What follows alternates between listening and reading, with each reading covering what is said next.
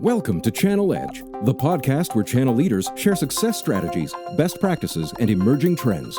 Brought to you by 360 Insights, the channel success platform. Welcome, everybody, to another episode of Channel Edge, 360 Insights View into Everything channel. I'm your host, Stephen Kellum.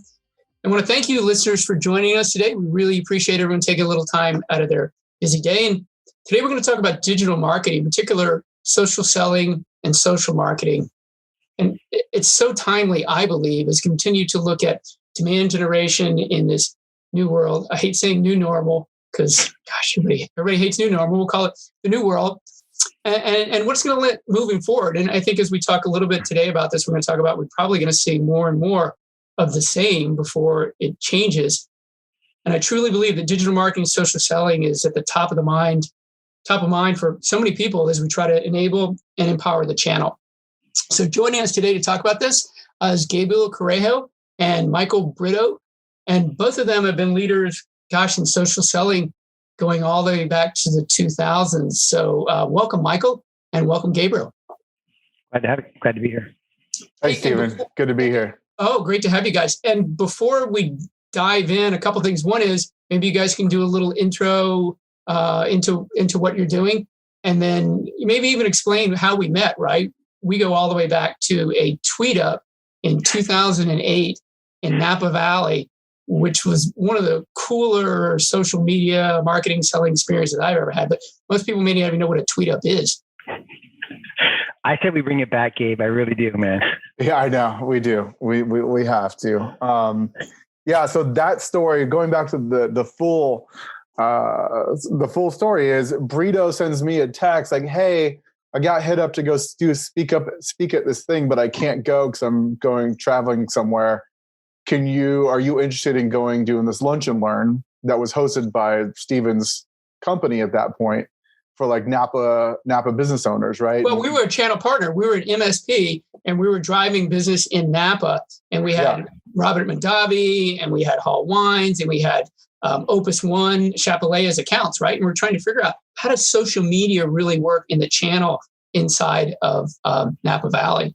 Yeah, and that was over a decade ago. So you were well ahead of the curve, right? And then it was 2008. Yeah. So at that point, Brito and I went and did it as a poor substitute for Brito. But then, we created a relationship. And at that time, Brito and I had started this thing called Silicon Valley Tweet Up, which was, back again, a dozen years ago, there was all these social media, panels and forums and all these things. And all of us were all friends and accomplices, if you will. But in many cases, we'd be tweeting with each other and we'd be neighbors almost. And we'd never sort of meet IRL or be on a stage, but we'd never really interact with the crowd. And Brito and I were like, well, this kind of sucks. Like, let's just hang out with people, and let's bring all these brains together and all kinds of people. And also I had a nonprofit. So the idea was to do sort of local nonprofit work and leverage it together with the social media stuff. And I just sort of knowledge sharing. So that was a really heady time. It was a really cool time to get involved with what is now a decade later worth of digital marketing and social media. Can you imagine? And I was thinking about that today. And think about, we want partners to get good at this, right? And I was an MSP and I sold for VMware and I sold for HP and I happen to love wine. And we were all figuring out in Napa, this is the best place in the world. And I didn't know what I was doing on social media side, but how cool of it was to partner with folks like you guys and to come in and have 500 people turn out at Robert Mondavi to come together. And just to paint the picture, we had a panel and it was all about social media. We pulled everybody in. We had the massive screen and everybody was tweeting live what they were thinking as we were talking about how the wine business had to engage with their customers through social media. So for me, listening, or as our vendors are listening, the encouragement to partners, really dealers, agents, anybody can take control of an environment and reach out and pull people together. And you're right, social media sometimes is all about one to many and going out. We were pulling it back in from relationships. I can't tell you how much business I got from that actual event. And I wasn't even on the panel because I didn't know anything about social media. I love wine. I love Napa. I love the community. I pulled everyone together. I've had experts like you guys, and together we pulled it off. And what did it cost us? You remember what it cost us? Like $1,000? It was a couple grand. Yeah. It was, I mean, relative to what, enterprises and companies and, especially in your space, Stephen, are spending on MDF or whatever else. I mean, it was a pittance, right? It was a cost of a large lunch. I think Robert Mondavi donated the place. Mondavi, there was definitely a cost there, but Mondavi went all out. That was still one of the most amazing experiences we ever had. Oh yeah. That was good times. But it's funny though, because when you think about that and what you just mentioned, there's two things I always say, which is one is, everybody wants to broadcast at scale. They're like, look at this audience. Let's get our message out to all of them. Let's yell at them. Right. And so with a social platform, I can send a tweet out and get X amount of impressions. But, for me, it's always about the ability to listen at scale versus publish at scale. And when you listen at scale, and that's one of the things that Brito and I, over the last decade in particular, and of late, we've really honed in on, he, with his agency helping my company, we've really pushed the envelope, I think, from a social listening perspective and looking at what an influencer actually is and who are influencers, and so that concept, it started a decade ago. You saw it, you participated in that conversation, anyone can jump in.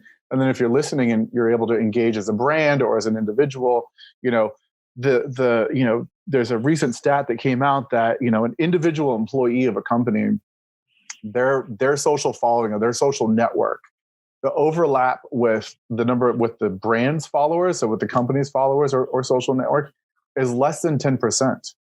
So that employee, this idea of the employee being an influencer themselves, and also, by the way, they're 10 times more trusted, is a huge concept that, I know some companies are leveraging, things like Sales Navigator or we use Dynamic Signal for employee advocacy. But I think it's a really important point to realize that there's this massive audience that's not being reached, and that your employees and the people are the ones that are truly the influencers, not just the ones that sort of make the influencer lists. So going all the way back to 12 years ago, you as an individual engaging, you built this sort of level of influence. It might be a sort of a micro pod, if you will, but conceptually, I think it applies just as much today as ever from a brand and from an individual perspective. Well, look, I think it's a case study that the socially inept can be successful. I'll just put it that I hadn't tweeted in my life. I had someone who was helping me tweet, but I actually loved people and pulling them together. And I thought the idea of marrying the relationship side, right? It's not just about, sorry, I'm having people coming in here. It's not just about the social blast that you're talking about, but it's about listening. And social media can be actually about pulling people together, even individually, and building even in-person connections. By the way, I've seen a lot of studies that said the true influencers like to do things face-to-face anyway. So when we actually get down, I know social media is huge. Hey, wait, let me take just a second before we go down this path. And of course, we've gone way off the trail anyway, so what we plan to talk about. Can you guys tell our audience who you are and what you've done and why you have street cred? I should have done that in the very beginning, and maybe we'll edit it. But either way, it'd be good. Michael, I love conversations like this because it's just organic, and it just goes off into areas that we're all passionate about. And real quick though, I don't know about you, Gabe, but I still get notes from people, either Facebook or LinkedIn, asking to bring back Silicon Valley Tweet Up. So I think that might be a 2021 goal. 100%. Okay, well, we have the COVID. This is the COVID version of this, right? Now we can do that. We're gonna have to social distance. And believe me, I think any of the wineries right now, they would take all of us, even at 6 feet apart. If we could bring 500 people into Silicon Valley anywhere, into the Napa Valley anywhere, they'd be happy. Yeah. Anyway, so I'll go first. I'll be quick. Michael Brito. I've been working in the agency space for quite a bit, long time, about over a decade. Prior to that, I was on the brand side, and I've always, we were talking a little bit about listening and whatnot. And, my philosophy has always been about participation, and it's kind of a common, it's a characteristic that is great for social media, but it's also great for everyday life, and marriage and relationships, right? You don't just listen for the sake of listening. You listen and you act. And that's what I call participation. You're participating in something, an event, a sales opportunity, a conversation. And so I've always taken that with me everywhere I go. When I talk to clients, when I, working hand in hand with Gabe for over a year in building out, a lot of the work that he's doing in social and employee advocacy. And I just take that mindset with me everywhere I go. And I'm happy that it works. Just looking at the results of programs, looking at, the KPIs and all of the, OKRs and all these things that we set us, we hold ourselves accountable to, and then meeting and exceeding those goals. It's a great thing to see. And it's a great case study. And so I've been doing this for a long time, living here in Silicon Valley my entire life. And I'm not going anywhere. I just moved to Morgan Hill, so I'm living kind of in the boonies. But again, participation is key, and I'm interested to see just overall how, to your point a minute ago, Stephen, when you were talking about the new normal. I hate saying that too, but I'm interested to see how companies are going to navigate, and how we're going to navigate, right? Our in-person events and client meetings and things like that, because it won't be the same as it was before COVID. So Gabriel, what about you? So I've been in the Valley for, oh my goodness, over 20 years. I'm actually a recovering salesperson. I moved here, got into semiconductor sales, and I worked in the channel. I worked for distributors like Arrow Electronics, and I worked on the rep side. So I had a line card with, 50, 100 different lines. And we had the local reps coming in, trying to get mind share and all that.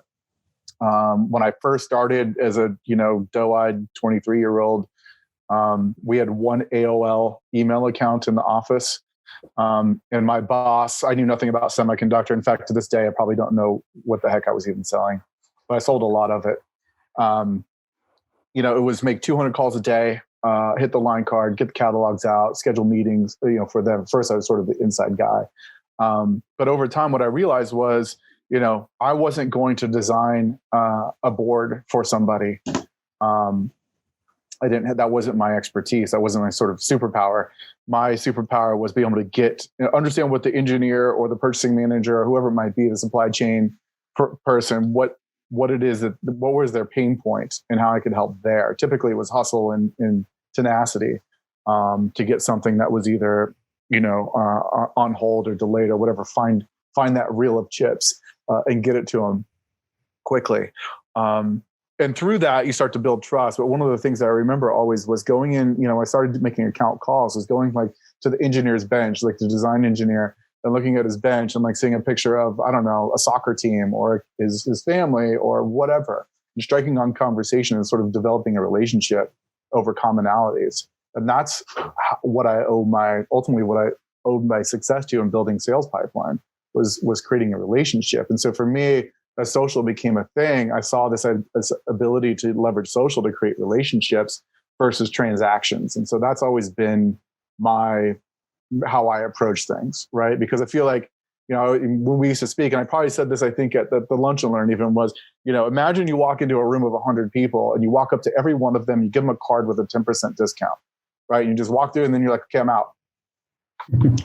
Or walk into the room and sit down and have a conversation with each of those 100 people and get to know them a little bit, figure out what they are, and then you can nuance what you're going to offer, right? The first one is really more like a display advertising or a PPC, sort of a direct digital type of engagement. The second one to me is how social should be, because that's what a social affords. You can listen, you can understand what they're talking about, who they are, what their digital footprint looks like versus, we do both, right? I specialize now in social, but I've got a long history of digital marketing, whether it's email, paid, demand, all these different things, display. And with those, we're looking at the digital footprints, we're looking at actions and data points. But with social, you can actually hear the words coming out of their mouth. So you're not sort of trying to make associations on a click trail where you're looking at heat maps and whatnot.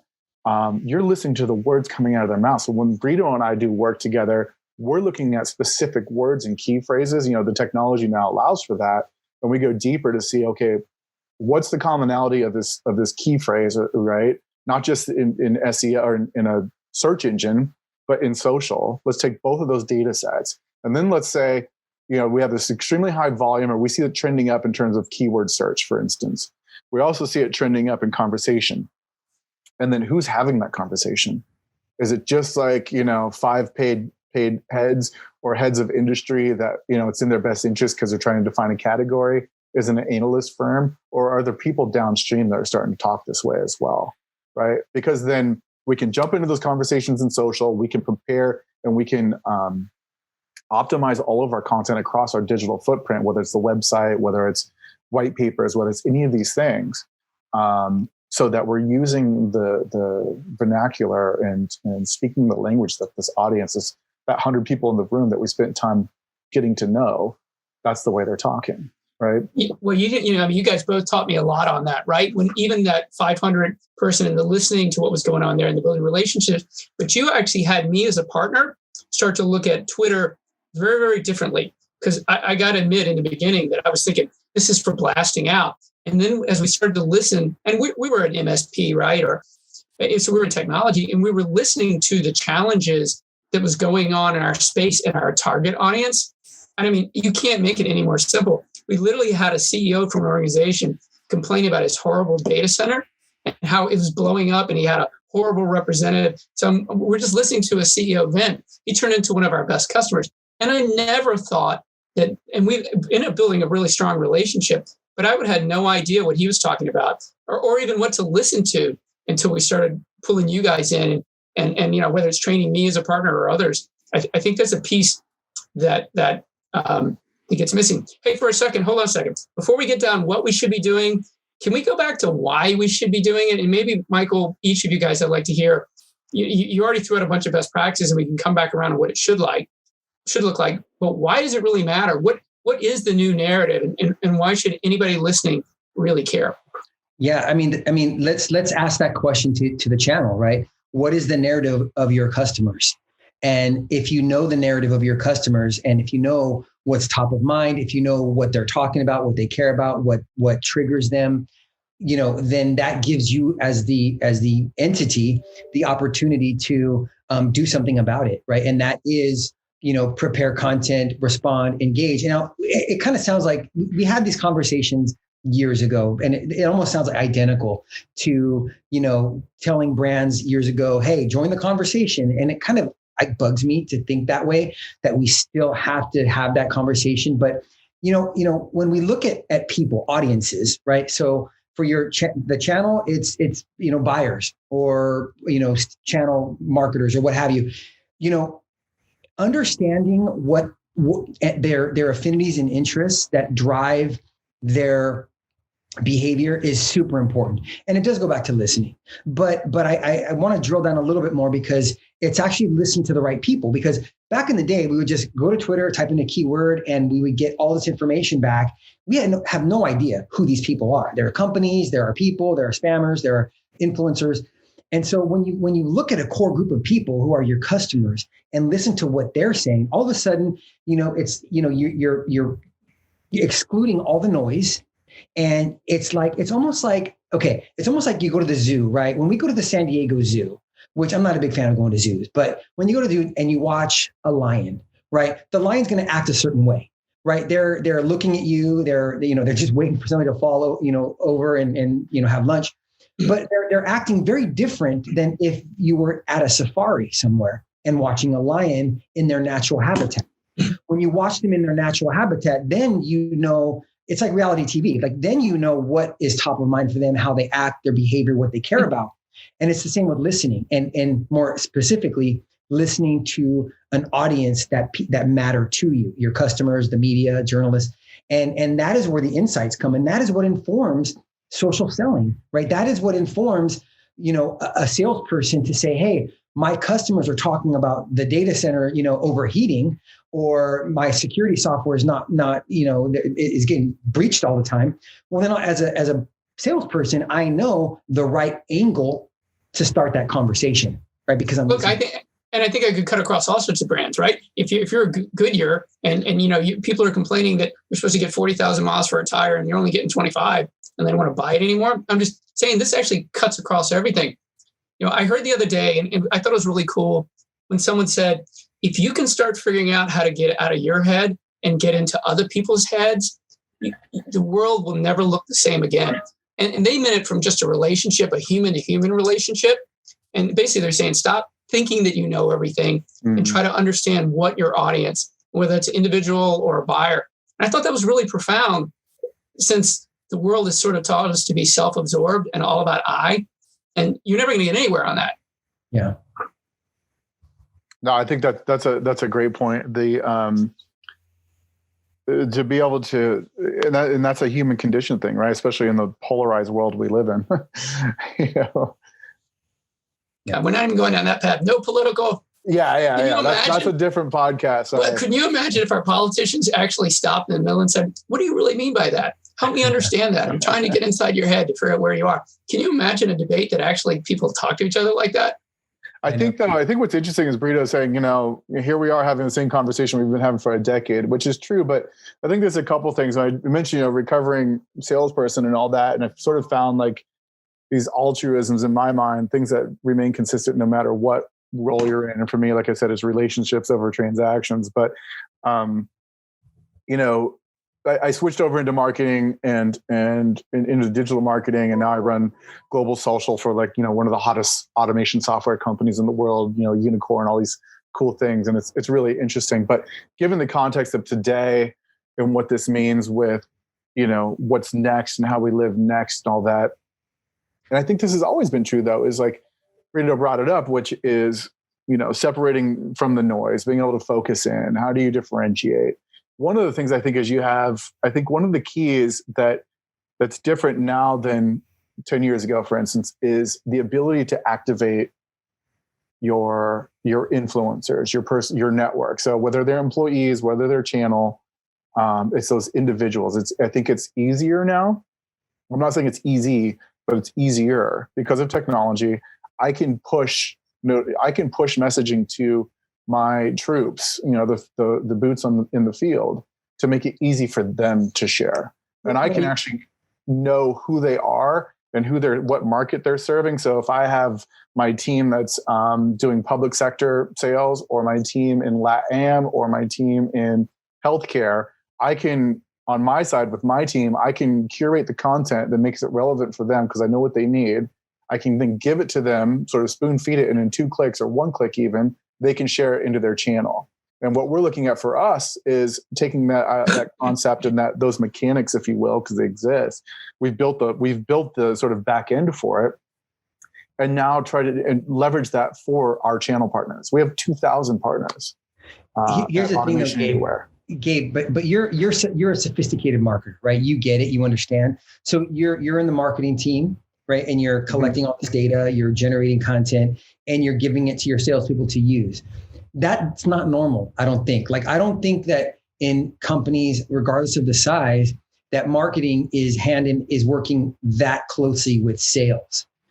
So I think there's a disconnect with all the data that's being collected from the marketing organization, and then being able to not just collect it, but then decipher it and mine it and make create some insights from it. And then the funneling of those insights to the sales team for them to actually use. Right. And by the way, so that's on the enterprise side. You add the channel to it. So how many organizations look, like CRM, they're like, oh, for sure, we gotta have that for sure. But a PRM, they're like, I don't know, right? So and I think you see enablement in the enterprise side, but are enabling the channel the same way? Are they coming in like if VMware or Goodyear, once again, organizations that go almost 100% to the channel, I think they have a better proclivity for something like that. But I'm not even sure they're doing it really well and empowering that channel with the knowledge that they're gaining from the bigger picture of social media. I agree with you, Michael. I think that's going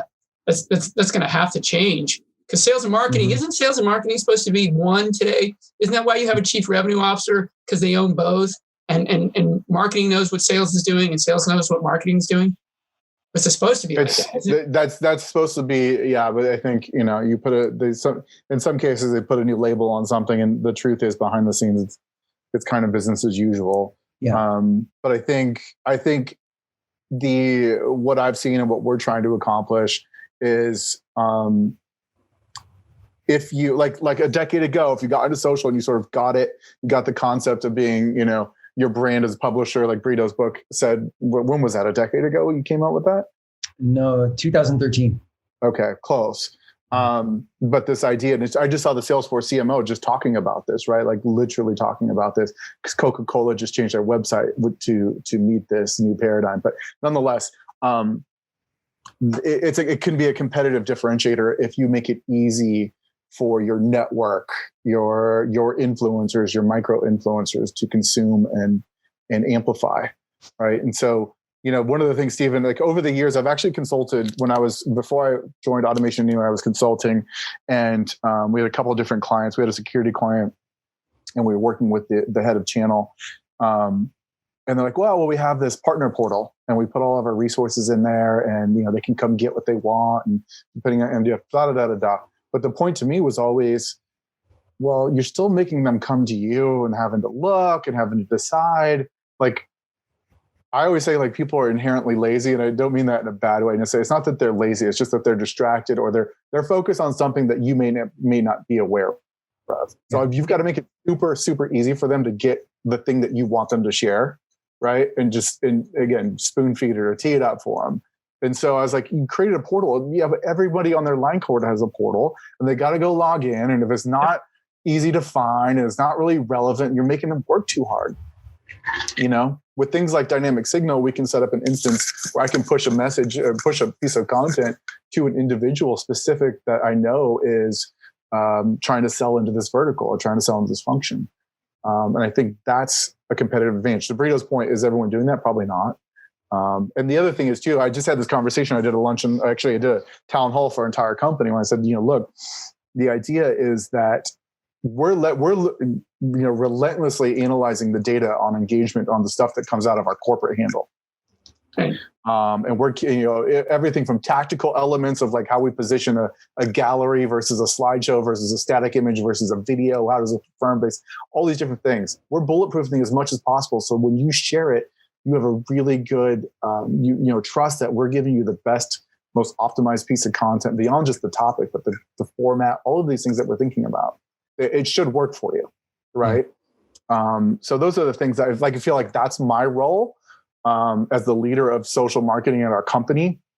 I talk to our CMO all the time. My vision is that we build, and Rita, we talked about this a long time ago, this concept of social business, right? So that it's not just a function, the sort of this tactical function.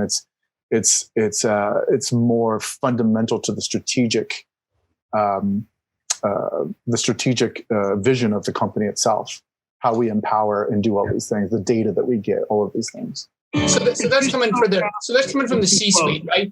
So kind of backing up, and I think that why that's important and why it doesn't happen or it doesn't. If the C-suite isn't behind it in investment to get what you need to be able to pass that along. I know that sounds really simple. Let's just empower and send some stuff over to our channel, and we'll make it easy for them.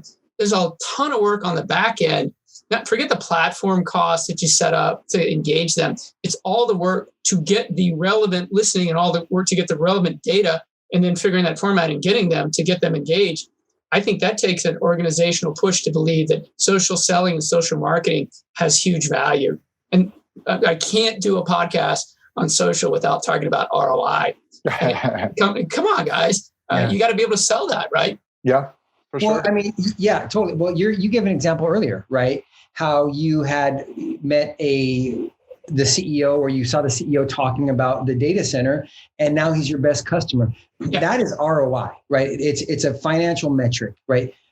And it has to be, because engagement is not ROI, growth is not ROI, actual sales are ROI. And more we are seeing companies, regardless of if you're in the channel or the enterprise, being able to map a sale to a specific piece of content on social and or a specific conversation, that somebody from sales is having with a potential customer or prospect. So without any type of ROI metric, the only thing that you could do to sell in, social selling is obviously talking through those metrics that I don't say they don't matter. Engagement matters, right? Reputation matters. Those are all important things.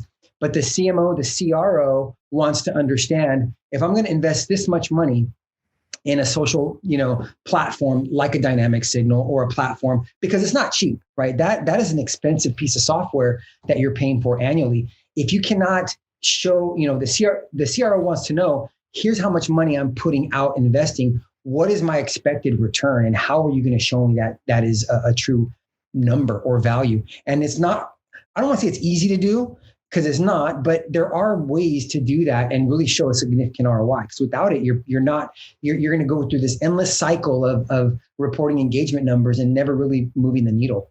I think the mapping is, I just want to throw this out here because I'm going through this, and maybe you are too. Look, right now we use Uberflip. I'm just even where we are. We use HubSpot, we use Uberflip, and you got Salesforce, and we're trying to tie in Octopus. We're trying to map every final outcome with where it all came from, so we can turn around and work it most effectively back the other way, right? And it's not just investment on the tools. You have to have people and the analytics around it, commitment from an organization to go through it. And sales has to buy into it as well, too. The days of, it's just my sales guy, and it's the whole thing. There's, in that buyer's journey, marketing is in the whole funnel, not just at the top, but all the way down to the close, right? Mm-hmm. That's, and I think that's one of the biggest things. We are talking about sort of front end social stuff and best practices, but for us and the success, even when we were consulting, it's funny. We started out sort of like social media marketing consulting, agency where you're creating content and doing the cool stuff and cool concepts. But as more and more agencies, I'm talking about, again, going back a decade, right? But as more and more agencies got PR agencies and the big guys really started to get into that, they started like, well, we've got the retainer, we'll just do that too. And they started squeezing out the little guys and specialists like us. But what we found was nobody was doing the back end analytics piece and tying to GA, doing the attribution modeling. And to this day, I'm astounded by some of the biggest brands out there and people that we worked with that their Google Analytics funnel metrics, captures and form fills, all these things were just completely whacked. So they really, even if they wanted to, couldn't actually do an attribution or really even.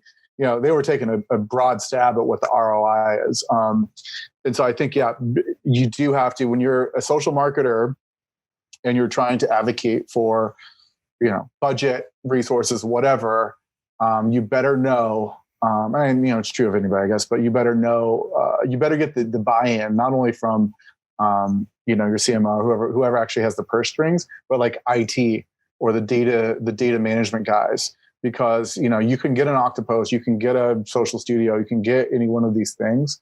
But if they're not instrumented right, or if you don't understand what their attribution model is it first touch, last touch, multi-touch? If you don't understand those things, slapping on, URLs that are trackable it doesn't matter.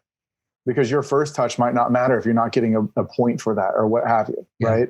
So you've got to understand these things as a marketer, I think, and specifically as a social marketer, where many times, to your point, there's not a demand gen function or expectation. You're considered a cost center, but you can start to change that narrative and prove that out. I mean, for us, last year, my first year, while we were charged with awareness and we were hyper growth and we wanted to share a voice and all those things, which we did, we completely turned it around and crushed it. Brito was a big part of that in his agency, Zeno Group. But also, by the way, we had a 5x return on our spend. So, and that was in bookings, not just pipeline.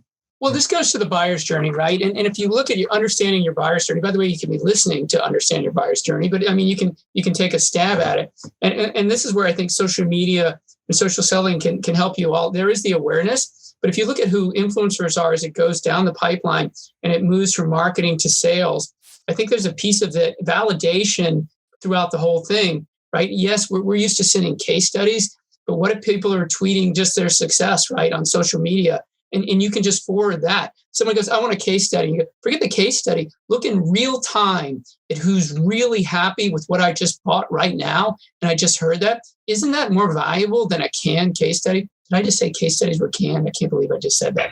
But then, a written case study, by the time, once you get a case study and you put it out there, it's already old. I think social media has the opportunity of timeliness.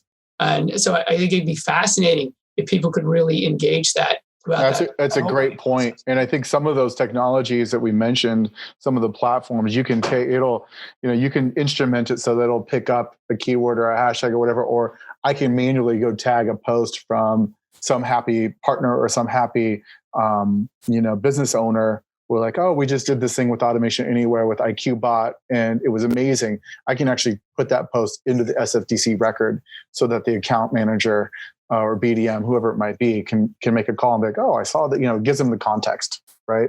And that's where you start to get to this concept of social business versus just social marketing, right? I'm giving them, when I was back in the day and I was using Act, right? I put my little notes after each call, right? And I'd go back to it, when they came up again on the next time the alarm came up to give them a call, I go back to my notes. What did we talk about? Well, now in real time, I can put the notes in for the BDR or SDR, whoever it might be. So they can have some context. Oh, we saw you posted that you just completed the master certification or whatever, interesting stuff there you can do. There's a lot, I think, but part of it is though, Gabe, like you've been doing this so long, we've been doing this so long, Steve, and you're obviously, you understand the ecosystem and why this is important. But sadly though, there are still people who don't get it. And it's distraction. Obviously, I think you mentioned that earlier, Gabe. It's also, you just don't know what you don't know. Like, I think there's a lot of salespeople that don't know that there's a system, a potential opportunity to leverage social media or the marketing team to generate insights so that I understand my customer or my channel. Right. So that is, again, I think it's education is required, and just literacy on, on technology, literacy on relationship building, and literacy on, data, right? Being able to use data and make it actionable. Hey, so to kind of wrap this up, because the three of us could talk about social media and selling, and I do social business. I love that. And I think social business is right. But before we wrap it up, so where could someone start, right? And you're going to have people that are ranked from 1 to 10. I think the people that are from the 7 to 10 are probably engaging people like you, and they're nuanced. But, if someone's listening and they figure out, okay, how do I even kind of start this journey to get my company to sort of move to the social business side? Gosh, I just love that term, Gabe. And start pushing that through to my channel to empower them. Where can they start? Love to hear from each one of you. Maybe Michael, you can start, and Gabe, you can wrap it up for us. I think you just start. Part of it is like what's being taught in education system. At the end of the day, like nobody's teaching this stuff in university, so they don't go into a new job. If I'm a sales guy and I'm just out of college, or I just got my MBA and I'm in charge of a sales team, like I have no idea that this process that we're talking about exists. So I think education is huge, right? And being an adjunct professor at San Jose State, like I teach social selling to 21-year-olds who are, majoring in marketing and advertising and journalism. So I think education is kind of the low-hanging fruit that I think educators need to focus on. I think number 2, you start off with, there are case studies out there that are available to read and understand that start to point in the direction of what we're talking about. I don't know if there's one that is all encompassing that says, okay, you have an opportunity to build an audience and understand what your customers are saying, and then use those insights to then generate content and then give that to, your salespeople through some type of workflow or technology. Like, I don't know if that fully exists, but I do know that there are different, case studies out there that starts to point in that direction, right? It's actionable listening and creating content based on what's top of mind for your audience right now in real time. Yeah, I think even if you're talking about the fully, the folks that they definitely know they want to do it, they're interested in it. I have this conversation routinely especially with like executives in our company who are, hey, I know I should be doing this, but what do I do? And there's just some trepidation. And I think that permeates most people, right? We know that there's the 1-9-90. So there's 1% of people that create, they're the creators. There's the 9 that are sort of the curators and redistributors. And then there's the 90 that are just consuming, right?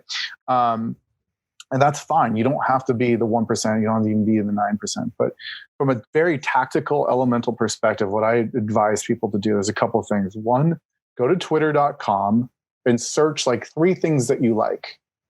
And they don't have to be business. It can be business. It can be personal. Just type in the keyword, type in a name, and just look at the feed and see what conversations are happening around that topic. Do the same thing on LinkedIn. LinkedIn typically, most likely, is going to be more business focused, right? But as you do a search on LinkedIn, on the search results page, there's the ability to press follow. There's a button that comes up that says follow. So you can essentially follow the topic. So I follow like 30 topics. I can follow individuals as well, right? So I start there. Again, this kind of goes in line with the social listening thing. So I would do both of those. As you see a conversation on Twitter, that you think is interesting or an interesting post, follow the person, follow the hashtag that's included, right? Maybe start to go breadcrumbing a little bit. Click on the hashtag, see what's related to the hashtag. These are very simple things that really don't demand a lot of output on your part. And then I think the next step, and this is a very simple tool, but it's free and it's easy, is there's a product called TweetDeck that Twitter gives you for free. And essentially you can set up a listening panel. So you can have these multiple vertical columns of different topics, and you can just log in there and you can see different conversations all at once. That's a little bit of curation, and you can interact as you choose. You can like, you can retweet, you can share, you can do all those things. And I think those are very practical baby steps. So if I was in the channel and I was a salesperson, I have my line card, but I really am focused on, these 5 manufacturers or providers because there's a spiff this quarter or whatever, right? So I would just set up a listening panel for those guys, see what they're talking about, and I would just constantly be monitoring who's talking. Is it a customer? Is it a prospect? Is it whatever? And you can do that manually. And then as the more advanced you get, you can dive in further, of course. But I think it's very simple. Do a Twitter search, do a LinkedIn search, follow a couple of the topics, get a feel for what people are talking about, and then keep an eye on that for a month or whatever. But that's how I would start. It's funny. And the reason that I'm sort of laughing, and if we do this video, otherwise the editing guy can cut it out. This is what you told me to do in 2008. And it actually worked. So I set up TweetDeck and I started looking and I typed in data centers and stuff. And honestly, that's how I got that. And you said, find some stuff you like, pull it all together, all those simple steps. And by the way, I think you can empower your resellers in your channel. And once again, whether it's a dealer or whether it's an insurance agent, boy, that'd be a great one for insurance agents to listen, right? Or whether it's a VAR in tech. I mean, anybody could do this. Yeah, this is the thing. This is kind of what Brito was saying when I was alluding to earlier, is that whether it's in sales or marketing, what have you, to me, there are fundamental principles in life that are valid and solid and are relevant, and they're timeless, right? And so to me, you always come back to those.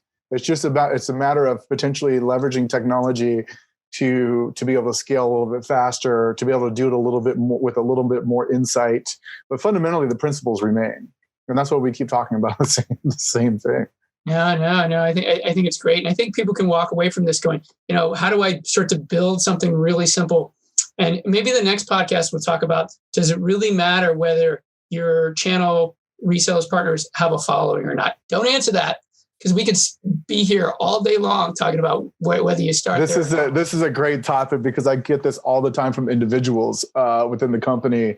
And then, the other piece I'll offer, and I'm sure Brito will support this, is anybody listening, if they want to have a conversation with myself or Brito, I'm happy to, reach out to me on LinkedIn. I'm happy to give you a one-on-one or whatever it might be. It's no skin off my back, and I'm happy to help. And I know Brito's the same way. Yeah, same. I think our next podcast could be the election results. I'm not even going down there. Hey, look, thank you guys. I do want to thank you guys for joining. I really appreciate it. Hey, and listeners, thank you for joining us. If you like it, enjoy it, please reach out to us, channeledge@360insights.com. I really would appreciate it if you give us some feedback. And you can find us at Spotify, Stitch, SoundCloud, wherever you get your great content. Once again, folks, thank you for joining us. And hey, well, let me make sure everyone's got you guys' names right for the contact, right? So, Michael, best way for people to reach you is? Twitter's my preferred platform, @Bertopian, or LinkedIn too. Okay. Yeah. LinkedIn or Twitter, same. Mine's just on Twitter, my full name, Gabriel Carrejo, at Gabriel Carrejo. And thanks for the conversation. Thanks for putting this together again, Stephen. This is you're the glue. I enjoy this. So, hey, this is what I'm going to tell people right now. We're all out in California around Silicon Valley. Let's figure out how to do a tweet up and get some people together somewhere at Mondavi and go back there. And even if we have to social distance, we'll do the daggone thing outside, and let's connect a bunch of people through social media and have a lot of fun with something like that, right? I mean, there's so many cool things we could do on that. I'm sure there's some pent up demand. I'm sure there's a lot of pent up demand, and we could have like the ABCs of how to make how to make business social work.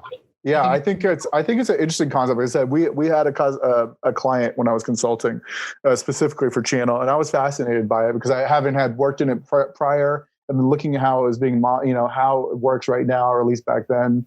I feel like it's probably similar, and now I'm dealing with it on behalf of Automation Anywhere, and how do we activate? And this concept though of the 8% of overlap of followers, I think it's fascinating to me. It's like, how do we reach this? I mean, there's so much untapped TAM, right? Yeah. No, total addressable market. You got to love that. Anyways, thank you, gentlemen. Thank you, listeners. Everybody have a great day. Be safe out there. All right. Thanks for listening to Channel Edge, brought to you by 360 Insights, the channel success platform. Subscribe now on iTunes, Stitcher Radio, and Google Play, and you'll always be the first to access new episodes where channel leaders share success strategies, best practices, and emerging trends. For bookings, feedback, questions, or comments, feel free to email us at channeledge@360insights.com.